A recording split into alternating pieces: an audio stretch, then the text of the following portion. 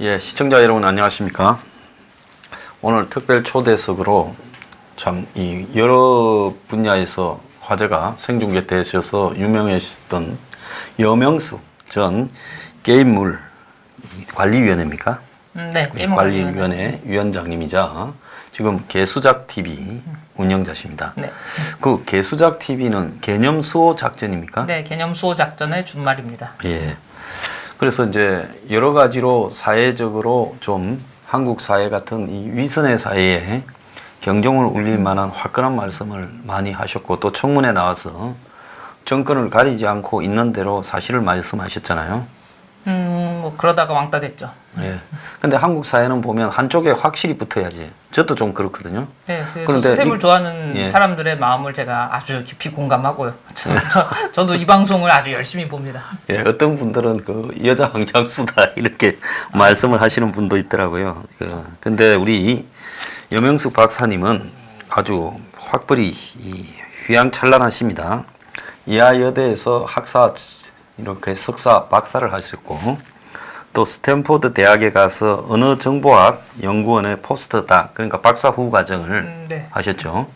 그러니까 철학을 하시다가 언어정보학으로 이렇게 이제 거의 인지과학 센터고요. 예, 인지과학 센터. 저는 예. 사실 뭐 심리철학, 과학철학 예. 이걸 전공을 해서 제가 전공했던 제가 이제 그 학위 논문을 썼던 게 그 당시에 가상현실의 존재론 이런 거를 썼기 때문에 뭐 사이버 스페이스, 가상현실의 여기에 뭐 물건의 지위가 어떻게 되냐, 뭐 게임이라는 것이 뭐 현실의 확장이다, 뭐 이런 얘기들을 했었고 그거와 관련된 걸 다루는 데가 이제 스탠퍼드 인지과학 센터가 그 언어정보연구센터 하고 이렇게 겸해서 있었기 때문에 거기 갔었던 겁니다. 네, 요즘 그 이 인문학과 또 철학과 이제 공학 이런 부분의 결합을 갖다가 많이 이야기를 하지 않습니까? 특히 이제 AI 그리고 AR, VR 같은 가상행실과 관련되는 문제. 그래서 새로운 기술 발전에서 거기에 이제 철학이나 인문적 감성이 이제 이렇게 복합돼야 된다 해서 미국에는 네. 그 인문학을 전공한 사람들을 이 ICT 회사에서 굉장히 많이 뽑는다 그러더라고요. 그렇죠. 굉장히 웰컴을 예. 하고 있고 그다음에 그들이 이제 능력을 발휘할 수 있도록 이야기를 잘 듣고 같이 팀워크를 할 수 있는 분위기가 뭐 그냥 뭐 일상이 되어 있죠. 예. 그래서 이제 한국에서는 거의 제가 봤을 때는 가장 초창기에 그 이 철학과 그리고 이제 뭐 인지과학 이런 부분들을 결합을 하는 공부를 중간쯤에서 하셨잖아요, 그죠? 사실은 그런 거 아니면 별로 할 게 없다고 해서 철학이 너무 지겨웠던 차였는데 그러니까 하다 보니까 비슷비슷한 사람들 만나게 되는 것 같고 그랬던 것 같아요. 뭐 이렇게 뭐 제가 무슨 뭐 화려하고 뭐 이런 건 아니고요. 그냥 성질대로 하다 보니까 그렇게 흘러갔던 것 같습니다. 예, 그래서 이제 서울대 그 융합과학 기술원에 네. 선임 연구원으로 있었습니까? 거기는 책임연구원으로 책임 있다가요. 연구원, 예. 그 초창기 뭐 융합사이언스 MB 정부 때 만들어진 거죠. 융합사이언스 하는 사람들 다 모여라. 그래가지고 했는데 역시 그것도 이제 그 관료행정이 거길 다 말아먹은 케이스고. 서울대. 네. 그리고 그 이후에는 또 비슷한 것들이 많이 생겨났고 아이폰 바람이 막 불면서 저기 뭐죠? 스티브 잡스 붕어빵처럼 찍어내기 뭐 이런 것들이 있었어요. 그래서 인재 양성. 그래서 인재 양성 뭐 기획하고 그다음에 실제로 그런 외국의 대학들을 벤치마킹해서 뭐 코칭하고 뭐 이러는 걸로 포스텍에 있었고. 그 다음에는 카이스트에 또 카이스트는 그 전에 있었죠. 가상현실 그전에요? 랩에 있었고 그때 선임연구원으로 있었고. 그리고 이제 포스텍 그러니까 포광공과대학에서 또 강의를 하셨죠. 네, 거기서는 융합사이언스 그 학과를 만드는 거. 그러니까 융합사이언스. 그 인재양성 학과였죠. 창의 IT 융합인재. 이름 되게 촌스럽지 않습니까? 그런데 그때는 이제 그게 먹히는 거였고 왜냐면 공무원이 돈을 주니까. 그래서 뭐 이렇게 저기 저는 뭐 그렇게 지나가서 뭐 어디 뭐 이렇게 했었던 거는 별로 자랑거리는 아닌데 똑똑한 학생들, 그 젊은 막 에너지가 폭발하는 그런 친구들하고 인생의 중요한 시기에 같이 얘기하고 공부하는 거는 그거는 정말 축복이었다는 그런 생각을 합니다. 그러다가 이제 게임은 어떻게 이렇게 게임은 관여하게 되셨습니까? 지금처럼 게임을 우리나라처럼 게임이란 뭐냐를 놓고서 이렇게 멍청하고 그 낭비적이고 그다음에 돈 빼먹는 창고로 쓰기 위해서 생지랄을 하는 나라는 아마 전 세계에서 우리나라밖에 없을 거예요. 우리가 게임 그러면 보통 뭐 중독 문제냐, 뭐 아니면 뭐 도박 문제냐, 이걸 또 애하고 엄마하고 맨날 싸우는데 뭐 선거철만 되면은 누구 편에서 어떤 말을 할 거냐 이런 그 장꾀만 부리는데 이런 거 하지 말아야 되고요. 게임은 사실 그 기술의 도움을 받아서 우리가 그 이 물리적인 세계를 그러니까 정보 세계로 확장을 해가고 있잖아요. 그거는 이게 세계 외연을 넓히는 일이라고 볼 수 있는 거고요. 그 중에서 이게 가상 세계와 현실 세계가 이렇게 접점을 이루는 지역에서 상업화된 가장 재미있고 그 다음에 부가가치 높은 그런 산업 분야인 동시에 또 철학적으로 말하면 새로운 존재 지평이에요. 그래서 그거는 그냥 부드럽게 받아들이고 그거 갖고서 얼마나 즐겁고 재미나게 살게 도와줄까. 그거를 고민하는 게 그 국고로 밥 처먹는 공무원들이 할 일이지. 거기다 맨날 빨대 꼽고 뭐 국회의원들하고 야합하고 짬짬이 해가지고서 엄마 뒤통수 치고 애들 주머니 털고 이러는 거를 또 그 법이라고 만들어가지고서 유통시키고 뭐 법 개변주하고 정말 이 짓거리 이거 제 방송 보신 분들요 꼭 자제분들하고 같이 보셨으면 좋겠어요. 그거 못하게 고발하라고 제발 이런 그 방송들이나 이런 데가 있는데 하나도 다뤄주질 않아요. 여러분들 이거 고발하시고요. 그러면은 이게 공무원 행정들이 어떻게 바로 서야지 여러분들이 삶이 편해지고 일자리가 많아지는지 그거는 진짜로 떼인 돈 받듯이 같이 좀 진행하는 일 그런 것 좀 했으면 좋겠어서 제가 소장님 이렇게 방송에 초대해 주셔서 그래서 그 말씀 드리려고 나왔습니다. 저는 얘기 다 한 것 같습니다. 그런데 이제 부모된 입장에서는 게임을 어떻게 바라보느냐 이래 보면 이제 애들이 보니까 중독성이 강하니까 이제 게임을 하기 시작하면 희귀꼬물이가 이제 된다. 그런데 이제 그 게임을 할 만큼 하다가 이제 걔가 자기의 삶을 찾아서 갈 것이냐 아니면 저 중독성이 점점 심화될 것이냐 이런 고민들은 좀 있거든요. 이제 저는 이렇게 아주 게임 펀더멘탈을 생각해가지고서 이건 너무 잘난 척하는 것 같은데. 괜찮습니다. 잘난 척하십시오. 네, 이론적으로 훑어왔고 그 다음에 실제로 이게 명문 공대생들하고 실제로 그 최신 기술들을 가지고서 뭐 여러 가지를 접합시키는 그런 좀 트렌디한 그런 게임들도 만들어봤고 그다음에 학생들의 욕망과 이 뭐 분노가 어디에 있는지 그런 것도 봤잖아요. 그래서 보다 보니까 국가가 묻지마로 투자를 하는데 왜 게임 산업이 이렇게 엉망진창일까? 그러다가 그런 거 고민하다가 이 게임을관리위원회라는 거를 문체부 산하 조직인데 와서 맡아봤어요. 그랬더니 이제 답이 딱 나온 거예요. 누가 무슨 이게 딱 드니까 거미줄이 잔뜩 있어요. 근데 뭐 엄청나게 두꺼운 거고 이거 하나 뭐 거미줄 다리 몇 개 좀 자르고 했더니 그냥 난리가 나는 거예요. 그때부터 이제 밥그릇에 도전한다. 엄청난 거죠. 근데 그 얘기를 지금 왜 장하게 하냐면 지금 부모들하고 애들의 갈등이 있을 수밖에 없지 않냐. 중독이라는 것도. 중독이라는 게 이제 좀 나쁜 의미에서 말하면은 하지 말아야 될 걸 하는 거고 오버해서 현실을 방지하고. 근데 현실을 보세요.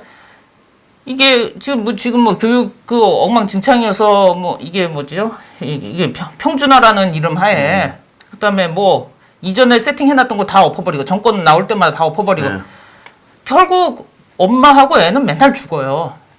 그리고 그거 다 떠나서 얘들이 딱 정해진 애들만 몇 명 뭐 인류대학 가고 나머지는 그냥 엎어 자잖아요. 포기되죠. 그러니까 전 세계에서 초등학교부터 정말 고3까지 맨날 이렇게 불행하게 학창 시절을 보내는 나라는 우리나라밖에 없을 거예요. 그러니까 걔네 자살 안 하고서 버티는 것만 해도 저는 부모들이나 기성세대가 무지하게 고마워해야 돼요.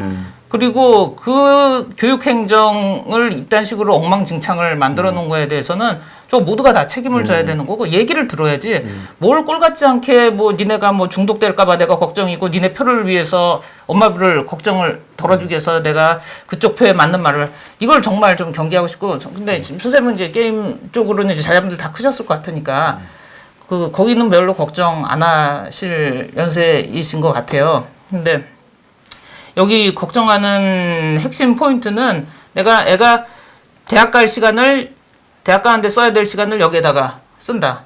지금 이건 거잖아요.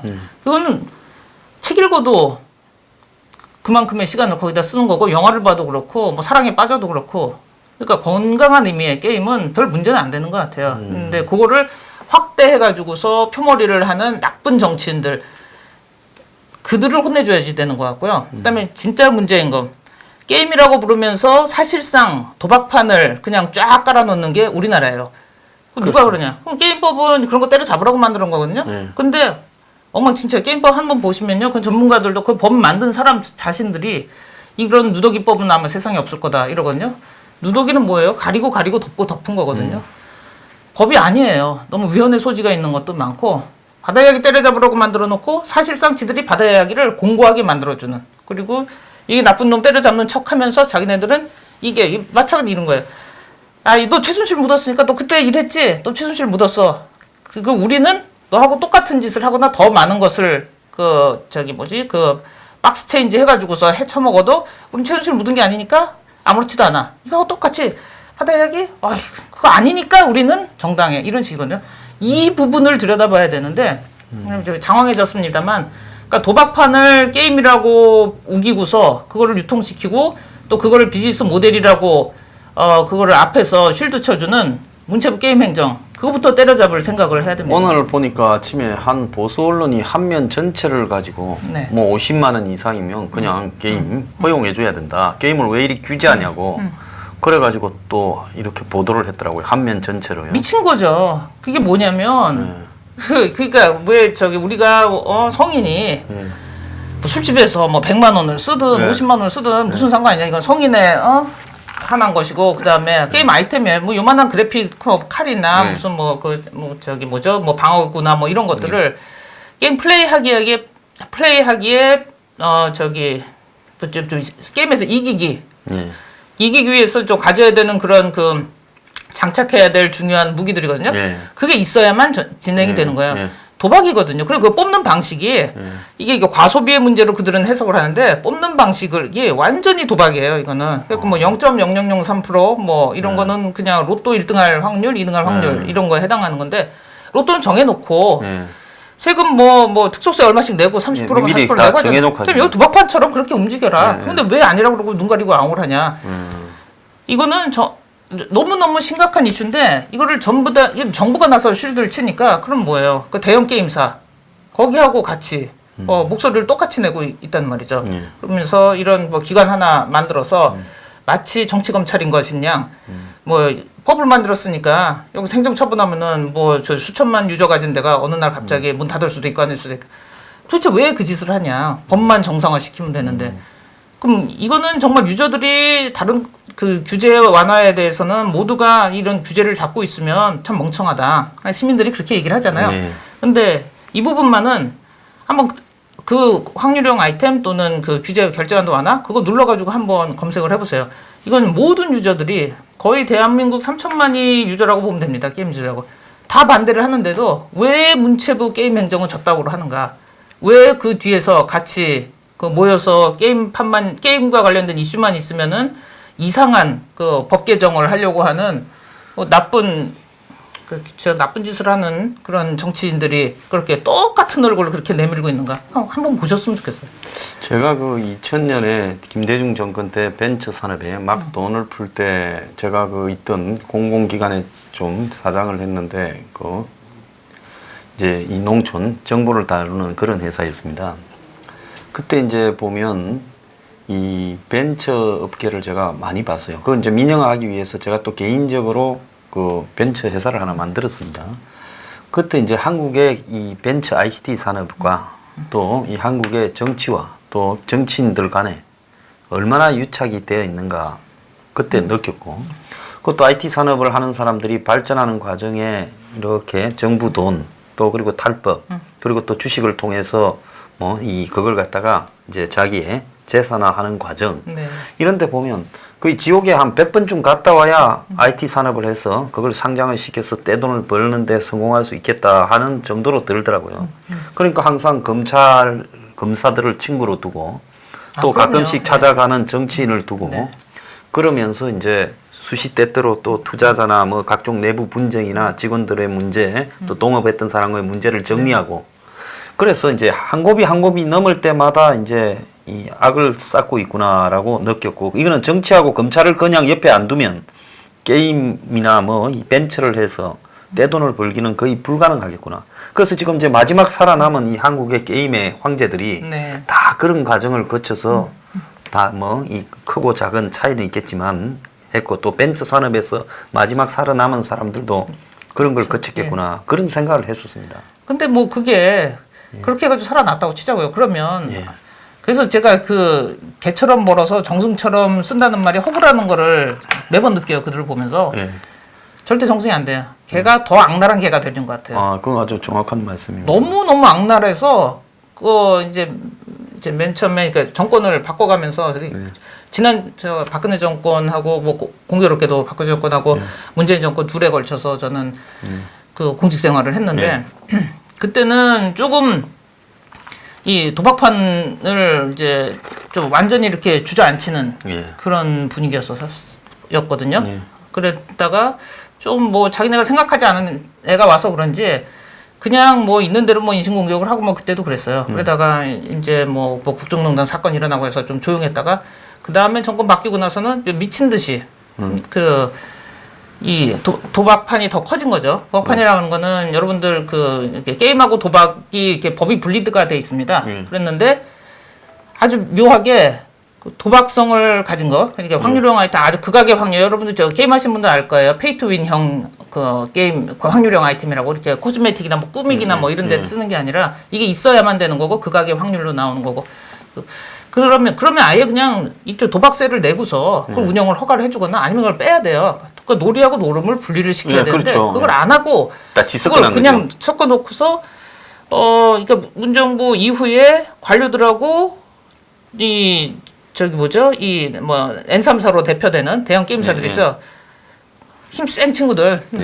거기가 그렇게 그냥 밀접하게 그냥 같이 보이스를 내는 거예요. 그리고서 그럼 이 대안을 어떻게 할 거냐 했더니 자율규제라는 이름으로 그러면은 자율규제가 이 세상에 어디 있습니까? 그렇죠. 돈 벌려고 하는 사람한테. 도박판. 그 자율규제는 있을 수는 있어요. 뭐냐면 업체가 해외 경우는 그래요. 뭐 일본에 가서 이제 그 게임 관리하는 그 기관에 가서 물어보니까 그런 게 어떻게 가능하냐? 우리 약속을 했으면 사회적 약속을 소비자하고 약속을 했으면 그 약속을 어기면 그 할복해야지. 그게 어떻게 가능하냐? 그럴 정도로 그게 기본적인 그런 어떤 그 신뢰 관계가 있거든요. 이건 도대체 아닌 거예요. 그러니까 아닌 거를 감싸주는 게 자율규제라는 걸로 그렇게 정부가 그걸 가지고서 우린 이렇게 하도록 이들을 시켰다. 뭐 이러고 야 니네 그럼 심사한 것 좀 갖고 와봐. 그리고 관련된 일을 하는데 저를 안 부르잖아요. 좀 이상하잖아요. 나중에 뭐 보고서나 이런 거 가지고 그것도 물어봐야만 줘요. 공청회도 뭐 어디서 그냥 숨어서 이렇게 비밀스럽게 하는지 알고 보면 사실 공청회는 아닌데 공무원하고 싸우지 말라고 이제 직원들이 좀 친한 직원들은 저한테 충고를 하는 거예요. 싸워서 이길 수도 없고 그냥 소송비만 뒤집다 물고 그냥 병신 된다고. 병신 많이 될 뻔했죠. 했는데 뭐 소송비도 많이 나갔고요. 근데 하면 안 되는 일을 왜 이들이 이렇게 할까? 그때 아까 선생님 말씀하셨듯이 주식하고 관련이 된 거예요. 그 새로 장관이 왔으면 장관 뭐 이제 잘 모르잖아요. 그래서 아는지 모르는지 모르겠어요. 이제 도정환 장관 때 그러니까 그래서 과장이 이렇게 쭉 이렇게 끌고서 새 장관을 끌고서 이렇게 한 바퀴를 저기 벤처타운으로 돈단 말이에요. 그럼 뭐 다 와서 뭐 이런저런 그 간담회 한답시고 하는데 그러고서 규제를 푼다 그 말을 갖다가 딱 나오니까 규제는 다른 규제는 뭐 다 풀어도 돼요. 이 도박판을과 관장을 관장하는 결제 한도, 그다음 확률 아이템, 요거 다 묶여 있는데 요걸 싹 떨어뜨려 가지고서 얘네들이 다른 이슈 있냐 꾸미는데 유저들은 다 알아요. 그 규제를 푼다 하니까 그때 그 NC소프트 뭐 이런데 주식이 25%가 오른 거예요. 그때 핵심되는 게임들이 그런 것들이 있거든요. 지금 그러니까 도박이지 사실상 도박인데 게임이라고 부르는 그 뭐 핸드폰으로 하는 것들, 그다음 이전에 온라인이었던 것들. 그래서 이거는 주식판하고 이게 밀접하게 연관이 됐구나. 그다음에 우리는 걔네들하고는 소송 붙으면 무조건 지니까 웬만하면 시키는 일을 해야 되는구나 라는 게 직원들에게 꽉 박힌 거야. 그리고 아까 그 게임을 등급위원회에서 게임을 관리위원회로 바뀌냐 그러셨는데 바뀐 게 그 이전에 있던 거에서 뭐 문제가 있으면은 그걸 싹 뒤집어서 직원들 싹 내보내는 거죠. 그러니까 그걸 한번 겪었으니까 30대 말의 가장들이 직장이 없어지고 완전히 리셋되는 경험을 해보면 무조건 시키는 대로 합니다. 뭐 위원장 뭐 어디까지 게 뭔데 전혀 작동 안 합니다. 이 정권이 보면 좌파 정권이 한국에는 보면 벤처들하고 굉장히 가까워요. 그래서 이제 이 보수는 상대적으로 또 그런 쪽하고의 어떤 밀착들을 가지지 못해요. 그러니까 이제 벤처 뭐 이 판교에 벨리 이런 쪽에 보면 이제 다들 정치권에 끈을 대는데 익숙해졌죠. 그게 이제 보편적으로 끈대기 시작한 게 김대중 정권에서 시작되어서 이제 또 이 노무현 정권에서 꽃을 피웠다가 이제 보수 정권 9년에서는 이명박 정권은 또 조금은 그런 쪽에 촉이 밝으니까 이렇게 하다가 박근혜 정권 때는 이제 좀 깜깜해졌겠죠. 그렇죠. 그러다가 이제 문재인 정권이 들어오니까 이제 쟤들이 살판이 난 거죠. 그러니까 비록 게임이 아니더라도 다음 하다가 말아먹고 넘긴 사람이 지금 타다 택시 하겠다고 저게 택시 돈 된다고 저러겠습니까? 그러고 뭐 배달의 민족 같은 앱 같은 게 마치 무슨 혁신 산업이다 그러고 카풀 해서 얼마나 허접해요. 그러니까 앱도 해도 되고 카풀도 해도 네. 돼요. 그런데 그게 4차 산업혁명이 아니라는 게 그게 핵심이죠. 예, 그런데 그걸 마치 들먹이면서 그래서 이게 마치 대단한 새로운 어떤 혁명이냐. 대통령이 핀란드 갈 때 다 데리고 갔잖아요. 미쳤죠. 네. 아니, 거기 갔다 오면서 그다음에 NC소프트 정말 그 장면만 나오면 이제 혈압이 올라서 그런데 NC소프트 이제 김택진 사장도 거기를 데리고 갔단 말이에요. 네. 그러니까 게이머들마다 쟤는 왜 또 갔어? 그 전에도 간담회 하면 또 꼭 기업 간담회 한다면 꼭 부르고 그러고서 뭐 사진 찍고 그럼 뭐예요? 그러니까 무채부가 그러고 조금 있다가 결제함도 풀어주네. 그러고 나오니까 이 면제부주는 트랙이구나. 그렇게 다 인식되는 거죠. 그렇죠. 그러고서 이렇게 해야 되는구나. 그러면 이게 뭐냐면 개발자들이 그 청원의 꿈을 안고 게임을 개발하겠다. 그러고서 엄마 아버지랑 그렇게 싸워가지고서 고독한 게이머로 살다가 나는 이 미래가 여기 있어 부모님. 그리고 나 이쪽으로 갈래요. 그래서 어떻게 이렇게 케어를 해줘가지고서 그쪽 트랙을 하고 뭐 전공을 하고서 그런데 취직을 했어요. 근데 시키는 게 맨날 그 도박판 카피하는 거 그것만 하는 거예요. 해외는 이런 게 없냐? 없죠 당연히. 그래서 그 관련해서 미국에 있는 제가 게임을 관리위원장이니까 한국 측 대표로 가서 미국의 그쪽에 담당자하고 얘기를 하니까 있을 수가 없는 상상이라고. 그리고 단돈 10불짜리 그 현금으로 현질한다 그러거든요. 현금으로 그런 확률형 아이템을 도박형 그러니까 게임을 플레이하기 위해서 꼭 사야만 하는 그런 거를 살 경우에는 이거는 부모들이 일단 들고 일어나고 유저들이 들고 일어나는데 한 달 안에 그 얘기를 공론화한 지 한 달 안에 그거를 게임사가 그걸 전부 다 빼버렸어요. 그거는 자발적으로. 그걸 자율규제라고 하는 거야. 내가 잘못했을 때 이만한 리스크를 지고서 이런 일을 하겠다. 그게 자율규제인데 우리는 리스크라는 게 하나도 없어요. 그러니까 그냥 가만 보니까 이게 도박판을 게임이라고 우겨대는 이 행정이 이게 한 15년, 한 20년쯤 돼갔잖아요. 그러니까 뭐 정치인들도 저 국정감사에서 아무 말 대잔치 해놓고서 사람 몇 명 그냥 뭐 망가지고 뭐 죽든지 말든지 자기네 리스크 질 게 하나도 없잖아요. 위증은 지들이 하고 있잖아요. 그래서 이 패턴이 너무 똑같은데 이것 때문에 이게 이 당도 아니고 저 당도 아니면 너는 그러면은 네가 또라이고 네가 좀 이상한 놈 아니냐 하는 이 문화. 저는 이게 개돼지 근성인데 이런 개돼지 근성을 우리가 이제 지겨우니까 다 좀 벗어나자 그러고 모이기 시작한 거고 앵그리 집회도 지난번에 그런 것도 했었잖아요. 그래서 그런 것들을 좀 청년 세대들은 그런데 관심 안 갖는 것처럼 보이고 그것도 지난번에도 뭐 그런 염려들이 있었는데 사실은 들여다보면은 이때 울분이 너무 가득 차 있어요. 그래서 실질적인 문제들을 해결을 해주면서 일자리를 누가 맡고 있는지 그것들을 좀 핀아웃 해주는 그런 목소리들을 좀 기성세대 분들이 내주셨으면 좋겠어요. 자, 좌파 정권이 진보라고 자처하면서 과거에 노무현 정권 때 바다 이야기를 가지고 굉장히 원시적인 초창기 도박이었죠. 그걸 그렇죠. 마치 게임이라고 해서 게임장에서 전국 곳곳에 다 깔고 그 정권 실세도 이제 그걸 만들고 공급하는데 또 개입도 하고 이러면서 국가에 수십조를 그냥 서민들 돈을 털어 먹어버렸습니다. 그러다가 이제 이 문정권 들어와서는 또 암호화폐라는 이 희한한 게임으로 그냥 젊은이들 털어먹고 그 다음에 이제 게임 산업을 본격적으로 이제 도박 산업화 이렇게 이제 하는데 가고 있는데요. 이게 지금 이제 바람이 스쳐갈 때는 지난번에 이제 바다 이야기는 잘 감췄어요. 나는 이해가 안 가는 게 이명박 정권에서 왜 바다 이야기를 전면 조사하지 않았을까. 뭐 서로 얽혀서 그러나 좀 의심을 가졌는데 그것만 제대로 조사해서도 한국의 게임과 도박을 확실히 선을 그을 수 있었다고 보는데. 그렇죠. 그리고 그걸 안 하니까 네. 그때 사고 쳤던 사람들이 그냥 다 그냥 승승장구를 하는 거죠. 예. 그대로 그냥 다시 또 헤쳐모여 하고서 예. 뭐 끼리끼리 행정을 하고 끼리끼리 뭐 국고 나눠 먹기 이런 걸 할 수 있는 게 그냥 아직도 살아있다고 봐요. 그래서 이게 다 사촌으로 얽혀 있더라고요. 뭐 2촌, 3촌, 4촌, 5촌 이렇게. 그게 뭔가 하면 게임 회사와 암호화폐 회사. 암호화폐 예. 말씀하셨는데 예. 비트코인에 지금 우리의 생활형 그게 이건 젊은 세대들이 예. 매일매일 그 체험을 하는 거거든요. 그러니까 게임 아이템. 예. 그게 사실 우리가 지금 실생활에서 쉽게 네. 그 저기 사고 파는 네. 비트코인의 그 생활 버전이 네. 저는 게임 아이템이고 그렇겠죠. 거기에 이제 이 아주 그 도박형 확률을 넣어가지고서 예. 그냥 뭐 초 단위로 돈을 쓰게 만드는 거예요. 네. 아니 무슨 중학생이 뭐 수천만 원씩 그렇게 긁고 뭐 자살을 할까 말까 생각한 그 비일비재하고 그다음에 게임은 문화다 이런 소리로 그 실드를 치는데 누가 문화가 아니랬냐고 엉뚱한 소리를 하는 거예요. 그래가지고 그쪽으로 뭐 정책을 밀고 나간다. 그리고 우리는 뭐 산업을 진흥해야 된다. 그리고 얘네들이 잘 나가고 있으니까 이게 도둑.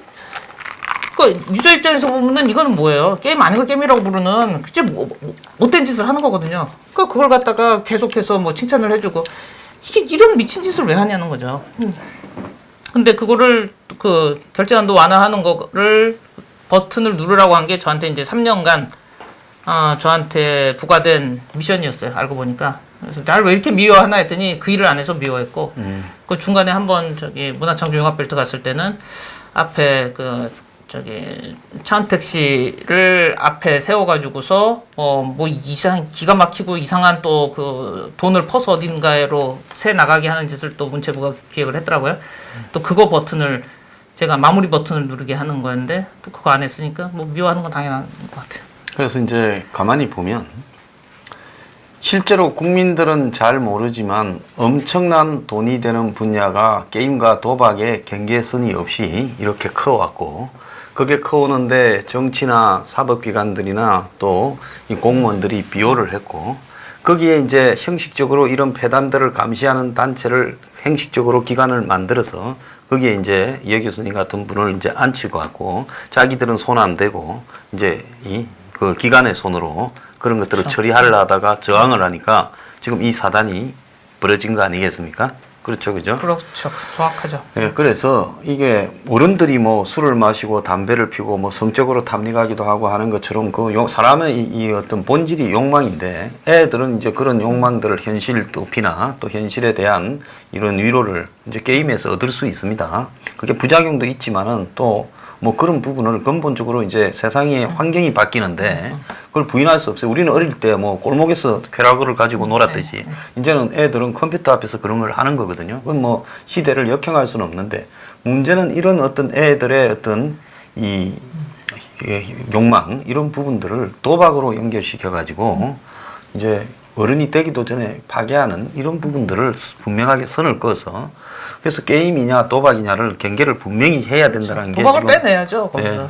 그리고 교수님 판단이시죠? 맞습니다. 그리고 게임을 이거를 정말 청운의 꿈을 갖고서 이쪽 분야에서 나는 한번 좀 아주 창의적이고 세상에 아주 영향을 미치는 걸 만들어야겠다. 네. 그런 거 하는 친구들에게 투자를 해주고 이게 이 국가가 부자 아빠가 돼서 그 점핑보드 역할을 해줘야 되는데 맨날 돈 가져가는 놈들은 정해져 있어요. 뭐 마이너스 2000%, 3000%. 그게 매출이 그런 친구들에게 왜 십수년째 똑같이 주냐. 그러니까 이 정부 지원금으로만 먹고 사는. 그럼 일단 뭐예요? 늘 그 이상한 정책들 결정하는데 전문가들의 회의를 거쳐 자문을 거쳐야 했다. 공무원은요 절대로 자기네가 했다는 말을 안 합니다. 쟤들이 했다 그래, 쟤들이 했다 그래요. 그 책임을 전가할 수 있는 기구를 두고 그러면 그 본질에는 뭐겠습니까? 유착이죠. 유착요. 그렇죠. 그럴 수밖에 없죠. 네. 그래서 이 공무원들의 그런 어떤 유착이 얼마나 위선적으로 진행되고 있는가 그리고 그런 것들이 국가를 망치고 있는가 하는 부분을 2부에서 이렇게 이야기를 나누겠습니다. 오늘 출연해 주셔서 감사합니다. 감사합니다. 예.